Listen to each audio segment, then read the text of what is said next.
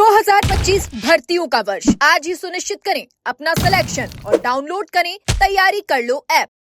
नमस्कार, एजुकेशन नगरी की खास पेशकश एजुकेशन बुलेटिन में आपका स्वागत है। मैं हूं आपके साथ विनीत। तो चलिए रुक करते हैं शिक्षा जगत की तमाम बड़ी खबरों की ओर। राजस्थान पुलिस विभाग की कांस्टेबल भर्ती परीक्षा का इंतजार खत्म हो चुका है। 10,000 पदों के लिए हो रही ये परीक्षा अब शनिवार और रविवार को 3 पारियों में होने वाली है।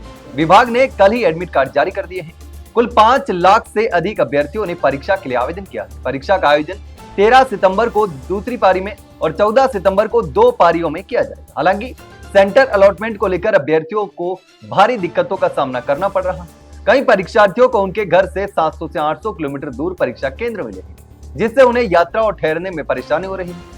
अभ्यर्थियों का कहना है कि यदि परीक्षा केंद्र नजदीक दिए जाते तो उन्हें काफी राहत मिलती। फिर भी अब परीक्षा में शामिल होने के लिए परेशानी तो झेलनी पड़ेगी। राजस्थान कर्मचारी चयन बोर्ड द्वारा करवाई जा रही चतुर्थ श्रेणी कर्मचारी भर्ती की परीक्षा का इंतजार अब खत्म हो चुका है और इस भर्ती को राजस्थान की सबसे बड़ी भर्ती माना जा रहा है, जिसमें 25 लाख अभ्यर्थी भाग ले रहे हैं। परीक्षा से पहले एक बार फिर नॉर्मलाइजेशन को लेकर अभ्यर्थियों के बीच असमंजस की स्थिति है। कई उम्मीदवारों को डर है कि नॉर्मलाइजेशन से उनके अंकों में भारी बदलाव हो सकता है, जैसा पहले पशु परिचर भर्ती में देखा गया था। हालांकि इस मुद्दे पर बोर्ड अध्यक्ष आलोक राज ने एक बार फिर से स्पष्ट कर दिया है। उन्होंने कहा कि बोर्ड अब एसएससी द्वारा अपनाए गए इक्यू परसेंटाइल फॉर्मूले का ही पालन करेगा और इसी फॉर्मूले से पहले जेल प्रहरी भर्ती का नॉर्मलाइजेशन किया गया था और अब पटवारी और चतुर्थ श्रेणी कर्मचारी भर्ती परीक्षाओं का भी इसी तरीके से नॉर्मलाइजेशन किया जाएगा। इसका मतलब है कि इस बार अंकों में अत्यधिक बदलाव की संभावना नहीं रहने वाली। एसआई भर्ती 2021 से जुड़ा विवाद अब सुप्रीम कोर्ट तक पहुंच चुका है। याचिकाकर्ता कैलाश चंद्र शर्मा ने राजस्थान हाईकोर्ट की डिवीजन बेंच के फैसले को चुनौती देते हुए देश की सर्वोच्च अदालत में अपील दायर कर दी।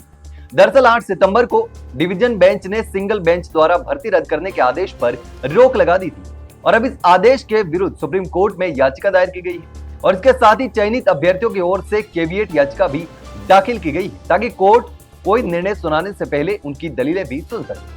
अब सुप्रीम कोर्ट का निर्णय इस पूरे मामले में निर्णायक भूमिका निभाएगा। राजस्थान कर्मचारी चयन बोर्ड द्वारा आयोजित पटवारी भर्ती परीक्षा 2025 को लेकर एक बार फिर से अहम अपडेट सामने आ रही है। 17 अगस्त 2025 को हुई इस परीक्षा की मास्टर प्रश्न पत्र और प्रारंभिक उत्तर कुंजी अब बोर्ड की आधिकारिक वेबसाइट पर उपलब्ध हो चुकी है। उम्मीदवार इसकी मदद से अपने उत्तरों का मिलान कर सकते हैं और यदि किसी प्रश्न या उत्तर में गलती पाते हैं तो वे 16 सितंबर रात 12 बजे से लेकर 18 सितंबर रात 12 बजे तक ऑनलाइन आपत्ति दर्ज करवा सकते हैं।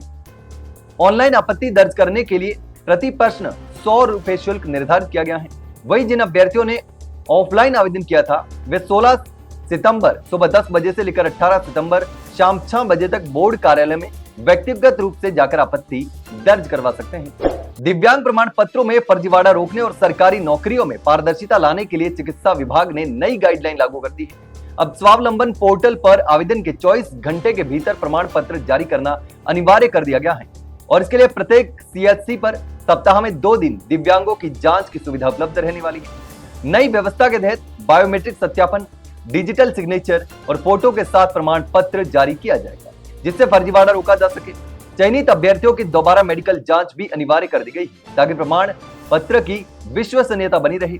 पुराने प्रमाण पत्रों को भी यूआईडी पोर्टल पर अपलोड कर सत्यापन के बाद ही नया प्रमाण पत्र जारी होगा। पिछले 5 सालों में चयनित अभ्यर्थियों की जांच के निर्देश भी सीएमएचओ और पीएमओ को दिए गए।